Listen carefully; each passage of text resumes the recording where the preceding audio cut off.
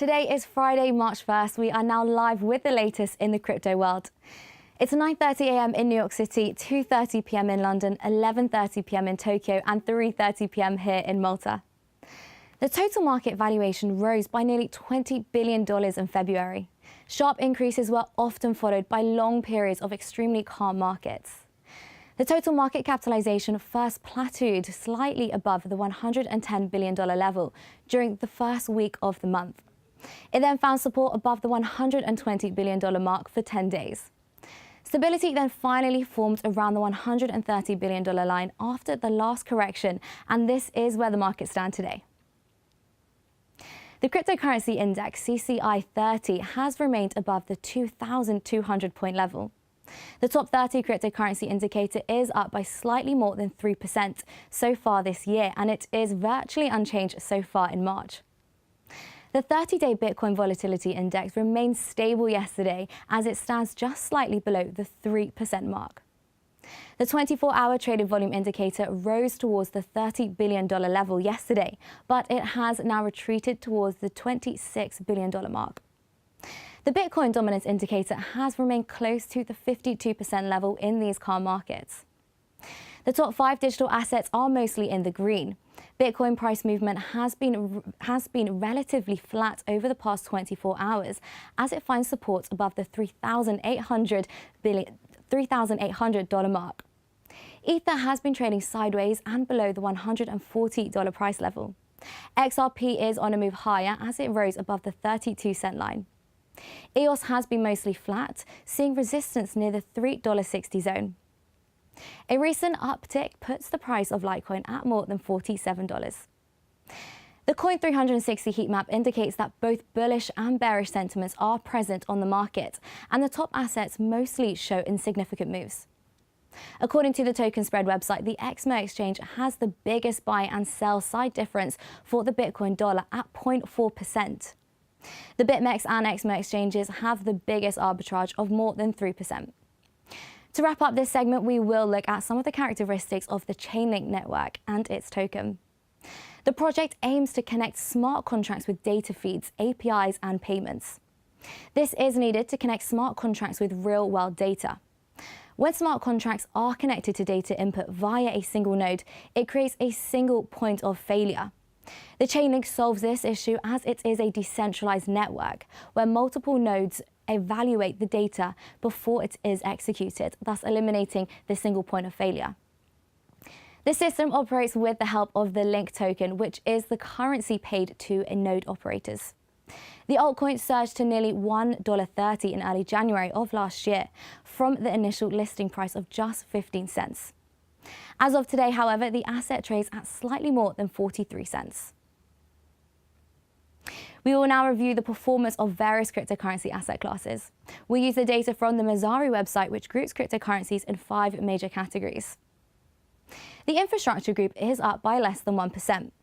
All of the top assets are in the red, but there are plenty of assets in the green further down the list. The media and entertainment category has appreciated by approximately 1.5%. The Steam and Theta token are the bullish drivers with solid increases. The financial sector stands 1.5% in the green. The Binance coin drives the asset class higher with an increase of 9%. The currency category is nearly unchanged as there are both significant increases and drops. And lastly, the service section is the most bullish asset class, and it is up by nearly 2% as the Huobi exchange token surged. This is where the 5 major cryptocurrencies stand on this Friday. We will now focus on the most significant moves among the top 100 cryptocurrencies to identify the top gainers and biggest decliners. We'll start with the gainers. One of the assets continues its extremely bullish performance. We are referring to the ABBC coin, which has dominated the gainers section this week. The digital asset has currently retreated slightly after breaking through the 40-cent level. The Huobi exchange token has gained double digits to break through the $1.30 level for the first time since the Christmas rally. Another cryptocurrency exchange token, the Binance coin, is having a bullish session as well. The top 10 altcoins slipped below the $10 mark earlier in the week, but it is now trading at $11. The Digitex Futures token is back among the top 100 digital assets by market cap on an increase of 9%.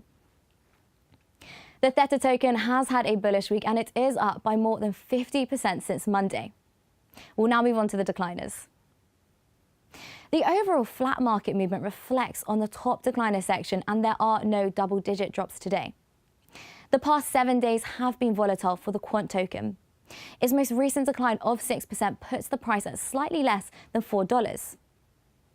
The Electronium coin has been trading lower since Monday as it moved further south of the 1 cent level. The Repo token is down by nearly 5%, and this comes on a very low traded volume of less than $60,000. The ODEM tokens chart shows a volatile pattern, and it is currently 3% in the red. The Linky token wraps up this list with a decline of less than 3%. These were the top 24-hour moves during the European morning trading session this Friday. We will now join our crypto expert, Jason Fernandez, COO and co-founder at AE Token, and Kevin Mirko, CEO of the Coin Metro cryptocurrency exchange. Hi, guys. Thank you so much for joining us. How are you doing? Hi, Leah. Hi, Jan. Hi, Kevin. Hi, how are you doing? So, Jason, we'll start with you. This week, the total market cap has gone completely sideways. We have seen periods of flat trading near round number market valuation during the past month. First, it was $110 billion, then $120 billion, and currently $130 billion. If most are trading separate instruments, what could be the reason for this phenomenon? What do you think, Jason? So generally, we see flat trading around round numbers when it comes to the price of individual cryptocurrencies. So, for example, it might, after a particular cryptocurrency might break through a particular resistance or past a certain psychological point, the crypto might trade sideways for a while it waits for another breakout point. And we saw this in Jan when a lot of cryptos were trading sideways after Bitcoin was at about 4,000. But as you pointed out, this is unique in that this is representative of the entire crypto market as a whole and not simply just Bitcoin. And that is somewhat strange, but I would say it's probably most likely a product of Bitcoin itself trading sideways and the overall high Bitcoin correlation influencing the other tokens. The fact that this happens to be at the 130 billion mark might be more of a coincidence. Okay, and Kevin, what do you think? What could be the reason for this phenomenon? Do you agree, disagree? What do you think? Yeah, I agree with what Jason says, but I would add one caveat there that it may be that I think there's a lot of talk always about the overall market cap, right? So it's becoming a data point that more and more people are looking at. So that round number psychology that usually happens on single assets, which happens in every asset class, may start to be happening with the overall market cap, because there could be novice traders or even more experienced traders that instead of just looking at the price point, let's say, of Bitcoin, which holds 50-something% of overall liquidity. So obviously it carries a major role, like Jay mentioned.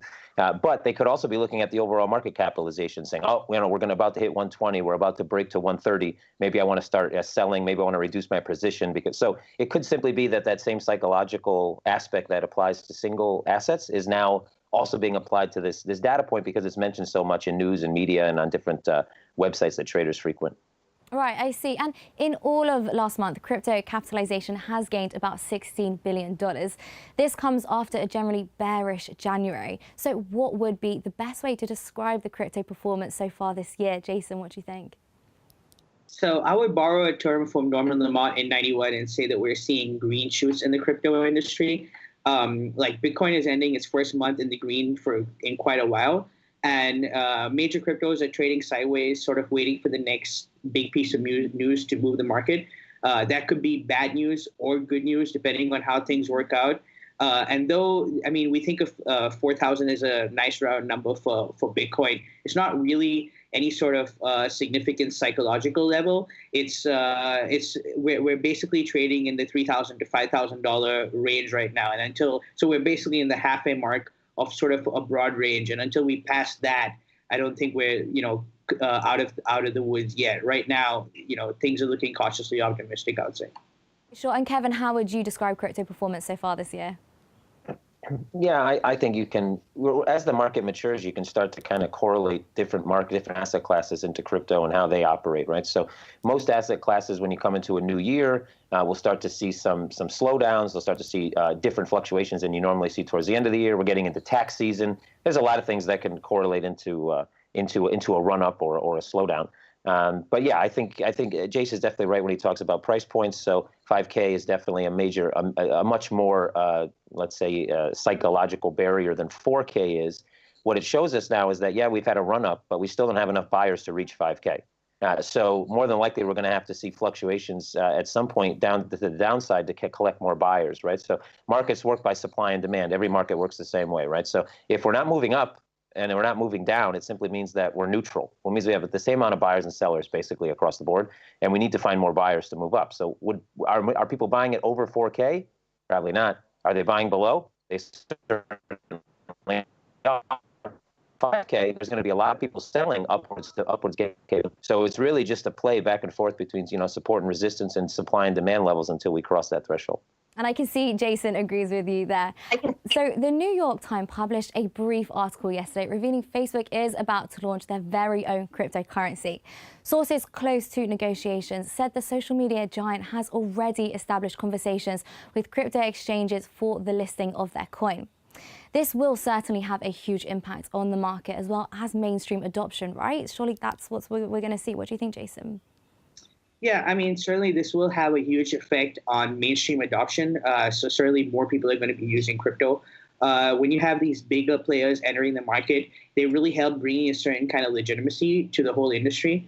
Rumor has it that Facebook is intending to use its cryptocurrency as a stable coin backed by a basket of currencies. So mostly targeting the remittance market via WhatsApp. And given WhatsApp's huge usage overseas, particularly in developing markets like India, that's going to make large swaths of the population familiar with the concept of crypto, getting them to use crypto, and clearly that would relieve some friction going forward for people maybe considering investing in other cryptos.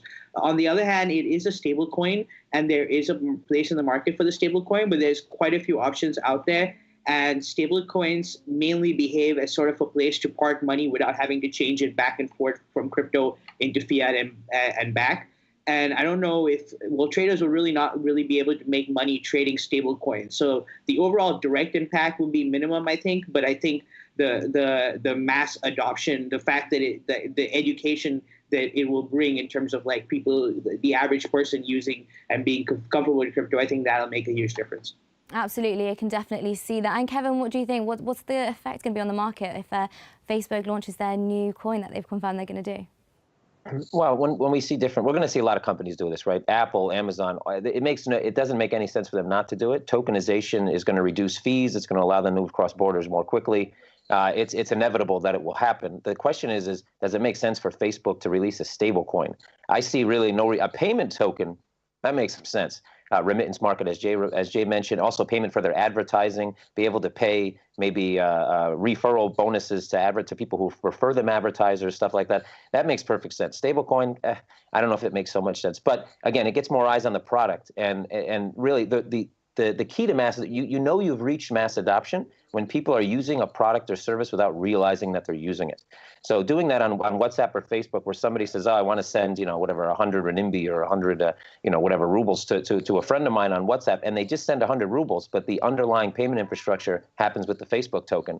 That's mass adoption, right? So when you remove all the layers, people use the internet now all the time, right? If you asked your grandmother, 30 years ago, she thought she was going to be ordering books on Amazon or whatever on the internet, she'd say you were crazy. But now she does it without even knowing, because she has a smartphone, and she doesn't have to think about it, right? She doesn't have to dial up on a dial-in modem, boop, boop, boop.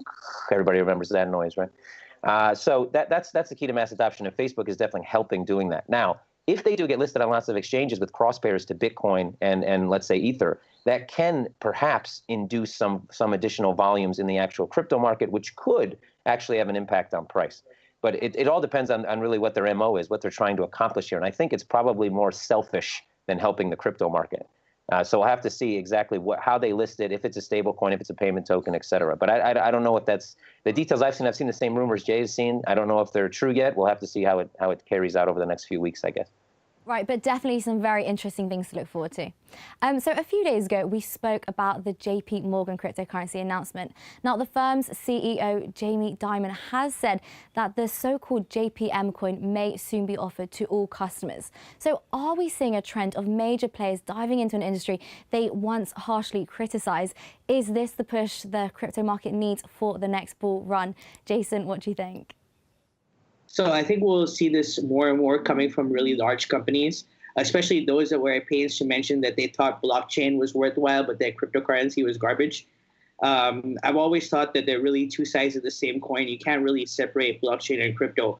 So whenever I hear that, I always expect that changing their tune on crypto is inevitable.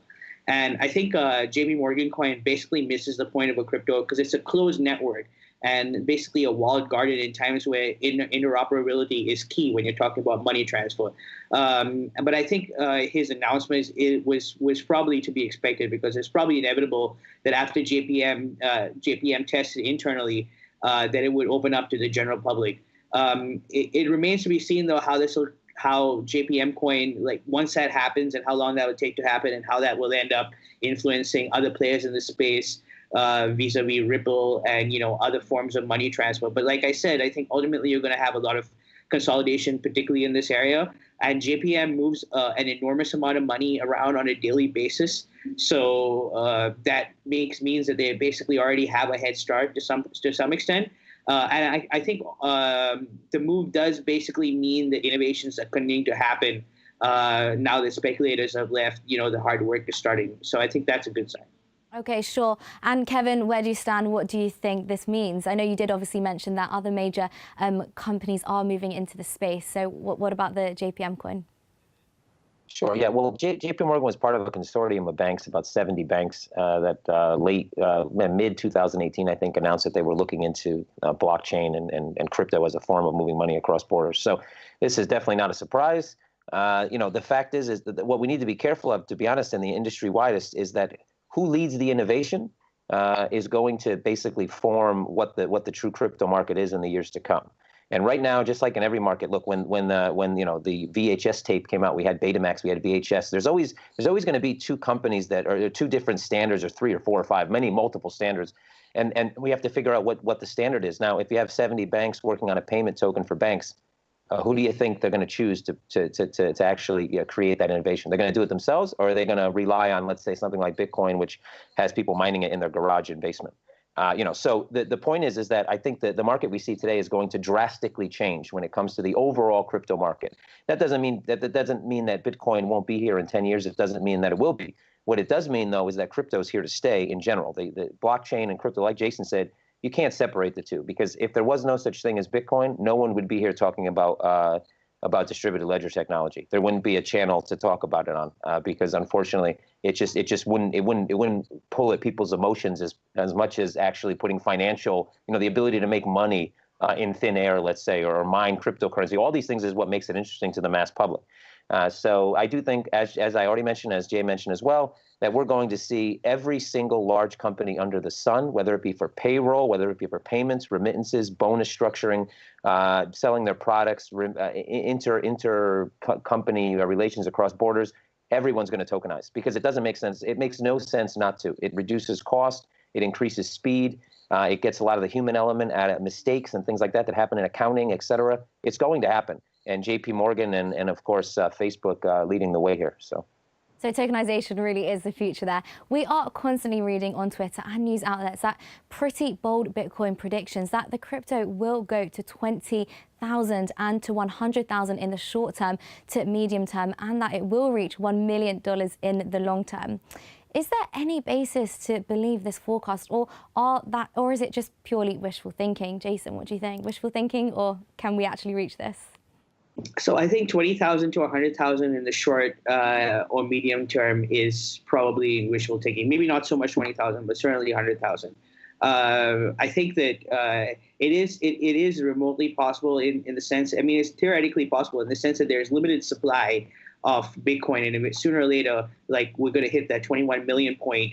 And as adoption becomes more and more prevalent, and people start using it more and more, it'll become actually rarer and rarer to actually own a Bitcoin. And the amount of people that will actually own a Bitcoin, you're looking at there's only 21 million Bitcoin. So to put that in perspective, the original iPhone sold only 16 million units. So imagine now if you had to go out like 10 years later and try to track down one perfectly working original iPhone. It'd be highly unlikely that you'd get anywhere. And I think that with 21 million Bitcoin and essentially unlimited usage over time, it's going to be more and more rare. And ultimately, people are willing to pay what they're the coin is worth what people are willing to pay. And as scarcity becomes an issue, those numbers will skyrocket. So I think once we get close to mining the last Bitcoin, and people start realizing that this is the end and there's not going to be any more Bitcoin unless you buy it from somebody else, I think that's going to start really kicking up the value in the medium term. Perhaps I think that would be a good way to look at it. Okay, sure. And Kevin, what do you think? Is this wishful thinking, or do you think it really will reach $1 million? Well, definitely in short term, it's a wish. I mean, it's not even a wish; it's like a dream. But I think at the end of the day, as there's. Hang on, I think we just lost you there. Say that again. Do you think it's wishful thinking, Kevin? I said it's not a wish; it's a dream. But hopefully, I'm still with you. But the scarcity factor is definitely part of it. But remember, even though there's 21 million Bitcoin, it can go out to many, many decimal places. So as the currency gets more expensive, people will be buying smaller volumes of it. So there is a bit of a back and forth between scarcity there. The real thing is it's about, we were able to get to 20K on a very small usage as far as global adoption, just because of CNN and BBC and these other networks saying that Bitcoin had gone up by X amount of percent and people jumping on the bandwagon. So we only really need a few more of those bubbles to be able to topple 20, 100K. The problem is the sustainability. How do we sustain those prices? Where is the value? How do we create that value? So as JP Coin and all these guys come out, they're going to have to underpin their stable coin with some type. They're going to have to move it across borders. They probably will use other infrastructures. At the end of the day, it's about creating value. And if we create the value, then if we create value, we could be at $1 million tomorrow.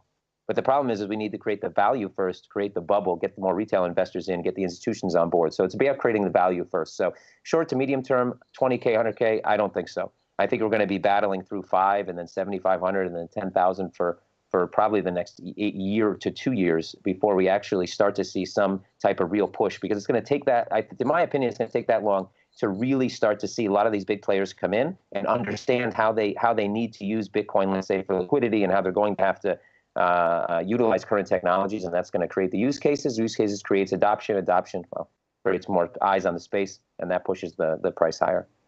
There's some very similar opinions there. Now, XRP was listed on Coinbase Pro earlier this week, and as of today, it is available across all of Coinbase's trading platforms. The crypto has not reacted to the listing. So firstly, will it? And how does the market usually take to reacting to bullish news? Steam reacted to its listing on Huobi with 20% gain, for example. So, Jason, what do you think? What will the reaction be? So I think usually the market reacts pretty quickly to bullish news, but this time it hasn't quite picked up as much as you'd expect. I think part of that is the Bitcoin's price effect on the rest of the market. So, I mean, for good or ill, Bitcoin seems to, a lot of other oil coins seem to mirror Bitcoin's movement. So when Bitcoin went up, Ripple went up, and then when Bitcoin started to go down again, basically XRP went from 0.35 to 0.30. And but they managed to hold on to that point, and after trading sideways for a while, they popped back up, almost back to 0.35. It's like 0.34 when news of the Coinbase Pro listing broke. And I think that the reason it wasn't as significant as we would think, I mean, there was a pop, but it wasn't as significant as we think, is because a lot of people were expecting this Coinbase Pro listing for a really long time. And over time, there's been a lot of controversy about XRP, whether XRP paid for their listing. XRP recently came out and said that Coinbase Pro it was essentially their own decision to list the cryptocurrency, and it wasn't because of any sort of unusual pressure that Ripple was putting on Coinbase, whether in terms of funds or anything else. But even now, if you look at it, the coin is still up over the last 24 hours, something like 2.5%. So I think over the long term, it will slowly start. It will keep climbing, but I'm not sure whether we're ever going to see the exact bump that we thought we would see when it listed on Coinbase. Because I think that was sort of swallowed up by the behavior, the correlation with Bitcoin and the way Bitcoin was behaving around the same time. Okay, sure. And Kevin, where do you stand? Do you agree, disagree? Do you see the same things as Jason? Overall, yes, I would say, Steemit, you mentioned 20%. Steemit's a much smaller asset, much smaller market cap. So news like that is just much bigger news. XRP has a much larger market cap. Outside of that, XRP is listed everywhere already. So you can pretty much buy XRP almost at every other major exchange. So the fact that it lists on another one, it's a payment token that's used by banks. Obviously, not the most crypto. Let's say your diehard crypto fans aren't diehard XRP fans for the most part. So at the end of the day, it's I think XRP, to be honest, like I said, it's not the most crypto centric. Coinbase holds a good amount of let's say market. They own a good amount of the market, but people that don't have a Coinbase account probably have multiple exchange accounts. I don't think the vast majority of Coinbase users only use Coinbase. So again, I think that news kind of gets filtered down a little bit because it's kind of like if one of the biggest assets, let's say on the Dow or on the FTSE, let's say, I don't know, IBM listed on another exchange. Would that affect the price? Probably not. At the end of the day, maybe a little bit, but over time, yes, because it brings more eyes on the asset. But initially, not so much. Okay, sure. And finally, just to close this section, Binance has been very active, announcing new projects and plans and partnerships. Is this why it is one of the only top cryptocurrencies showing gains, Jason? So I think that's clearly some part of the reason that is. I think Binance and CZ have proved really adept at using crypto press to their advantage. So if you look at Binance Jersey, for example, you probably may find more news articles referring to it on a daily basis than actual transactions that occur on the exchange. Okay, that might be a little bit of an exaggeration, but Not really. Yeah. So, but yeah, it's a fair point. I mean, I think that one of the things that Binance has on in its favor is the unique structure of the Binance coin allows it to make more money. Make its money more based on volume. So it's not quite that much important which way the market goes, because as transaction volumes have increased, that's good news for Binance. And while most cryptocurrencies have alternating parts of good news and Binance and bad news, really all that news, whether it's good or bad, is good for Binance if people are trading it one way or the other. So that's kind of why they managed to weather the storm so well. Okay, sure. And Kevin, I think you disagree there. Let's hear what you have to say. No, I was actually agreeing with Jay about the fact that Binance Jersey probably publishes more PR releases than they actually have volume on their exchange. That's actually probably a true statement. But yeah, look, exchange tokens, if they're modeled correctly, if they actually have a decent and there's many ways to model an exchange token, and there are better ways than what Binance has done, and there are worse ways. But as long as it has some correlation to volume, as Jay said, look, people talk about the bear market and the market going down and how it affects exchanges. Yeah, well, people still need to sell. In a bear market, people are selling, and in a bull market, people are buying. As an exchange, you don't necessarily care which side of the market's going on. You make your volume, you make your money based on volume. So yes, from if Binance Coin was a stock, obviously you would look at the correlation between how much money the company earns. But it's not; it's a token. So you just look at the tokenomics. Tokenomics are tied to volume.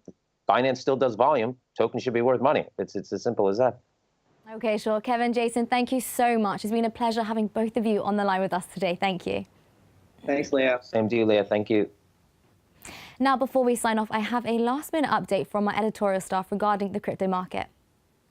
The digital assets have continued trading sideways, and the total market capitalization has stuck to the support level of $130 billion. There are no significant changes in the 24-hour trading volume, as it measures approximately $27.5 billion. XRP and Litecoin have remained the most bullish of the top 5 cryptocurrencies, with gains of close to 2%. Well, that is all for this Friday's Crypto Now live show. We thank Kevin Merko and Jason Fernandez for their expert analysis. We thank the audience for joining us and invite you all to accompany us every weekday at the same time.